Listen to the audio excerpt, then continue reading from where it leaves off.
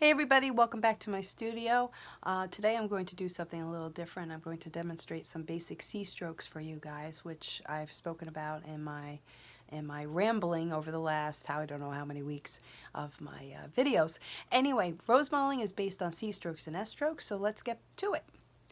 All right, let me get this set up here. I'm trying to make sure I'm close enough so you guys can really see.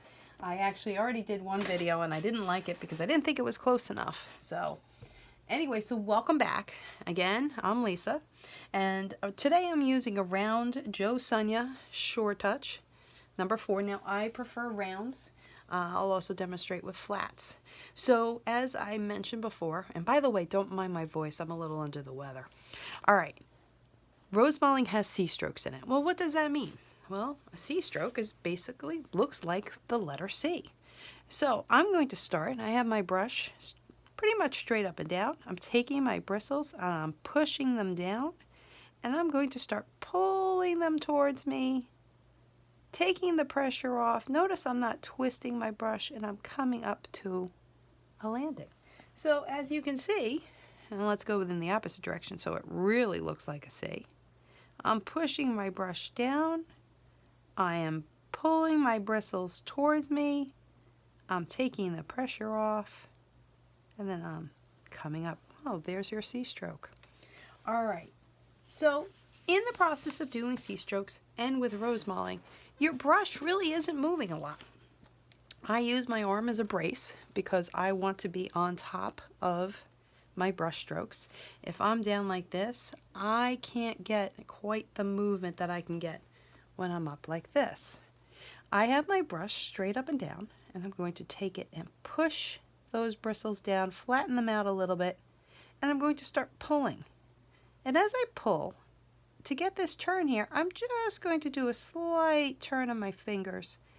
But what's happening is I'm taking the pressure off the bristles and coming to a point.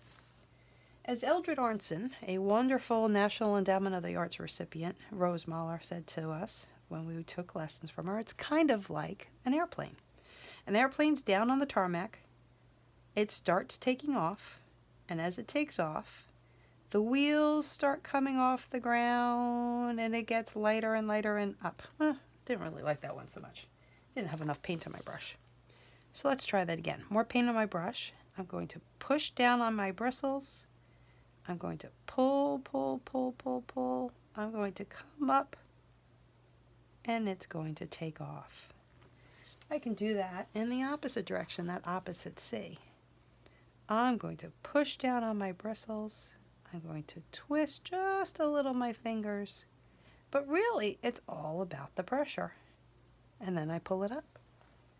I can even take a little twin in here, or a little sibling C stroke, come in the inside of it, push those bristles down, side up next to the stroke that's already there, pull up, and pull around. Isn't that pretty? Now, of course, on the paper, because this is so dry, the paint's not pulling as far as you might like it to.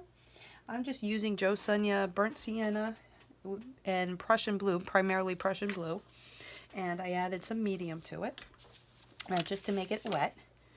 So now, if I'm doing a thick to thin, I can also do a thin to thick. So thin to thick means I'm coming at that point. I'm pulling my brush, and that airplane is coming down for a landing, and it's pushing down, around, and up. Okay, not quite the turn I wanted. Well, let's get some more on there, but that's okay. This is why we practice, and this is a great way to practice your brush strokes. Just take out a piece of paper, take out your paints, mix one color, pick your favorite brush, and just play. So I'm coming down for a landing, push those bristles down and around and up. Now, when I come down to that bottom, here we go again, plane's coming in. I'm pushing it down, down, down, down, down, and then I'm twisting my brush. Now, what's happening is I'm slowing my brush down, making it stop, and then pulling it up. If I come around too fast, if I come down, push, push, push, push, push, push, right? And then I'm like, oh, look what happened. I had a flippy there. See that flippy? That's a flippy. In decorative art, we have so many technical terms, so that's my flippy. So let's try that again. Again, I'm going to come down on my brush. I'm going to push my bristles down. I'm going to turn them, turn, turn, turn, slow my brush down, and pull it up. As you get better at it and as you practice it, you can do it a little faster. Now, a lot of people like to use flat brushes, so just to demonstrate with a flat, I just happen to prefer rounds. It's just me. This is a Low Cornell 6, but it's the same idea. You take your brush, you're going to push your bristles down, push as much down so that paint spreads out, and by pushing it down, that gets your width of your C-stroke there. But remember that airplane that's coming up, up, up, up, up, and takes off. Let's do that again. Ready? So I take my bristles. I am pushing those bristles down. Oh, that needs more paint on there. Let's start that again. Take it, push it down, spread those bristles out. Start pulling, pull, pull, pull, pull. Start taking the pressure off and lift up. Now again, do you see I'm not doing a big twist turn or anything like that. It's very, very subtle. In the opposite direction. I'm pushing my bristles down. I'm taking them around just a little. Now I'm taking the pressure up. And by taking the pressure up, that's letting the brush catch up with you. And when the brush catches up to you, that's where you get that thin line.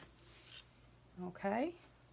So let's go from the opposite direction. Here we go, that thin to thick. Here we go, thin down. Now start pushing your bristles down. By pushing the bristles down, that starts getting the width of your C-stroke. Pull it around and let the brush come up.